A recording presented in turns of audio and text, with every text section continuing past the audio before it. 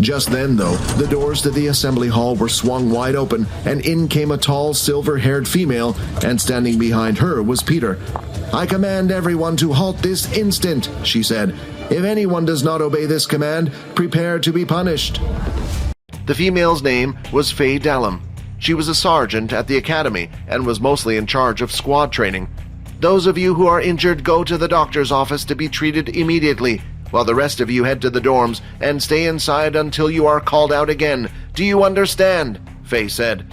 After successfully attaching Vorden's arm back to his body, Haley, the school doctor, had gone up to check on Quinn. "What is this? For this much blood, the wound should be a lot bigger." Quinn started to laugh nervously. "Yeah, my friend has a healing ability and managed to heal me a bit before I got here." "Oh, another healer," Haley said, surprised. "Well, if you get the chance, send them down here. Their ability is quite good, and it looks like they have done a splendid job. I could do it with help, and I would love to have a student of my own." "Sure," Quinn replied. Meanwhile, inside one of the integration rooms, a large muscular man with forearms the size of thighs was sitting opposite the second-year student Momo, and on his shoulder the man had the rank of general. His name was Duke King, and he was head of the second-year students. "Of all the people it had to be Faye to stop us," Momo complained. "I did as you asked, and now I might pay for it." "Will you relax? Nothing will come of this, I promise you that," Duke replied.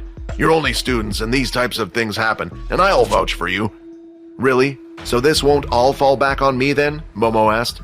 "Of course, as long as no one finds out about our little secret," Duke said with a smile. The next day had arrived, and it was a weekend for the students. Just like any other school, students did not have to attend classes and were free to do as they wished around the city. Although the curfew still existed, they had to be back in their dorm rooms before 10 in the evening, and they were not allowed to leave the city. However, for the leaders at the school, their day was not as relaxing as the students, for a meeting had been called. Inside the academy on the top floor, the leaders of the academy had gathered in a fairly large meeting hall. Faye was the first to stand and speak. "We are here today to conduct the meeting on what to do with the second-year students who were involved in the case involving primarily the first-year student known as Vorden Blade and the students who are part of Dell's class and Leo's Beast Weapons class." Faye then pressed a little button on a controller she held in her hand. In front of the generals and the other sergeants, a holographic report was being displayed to them.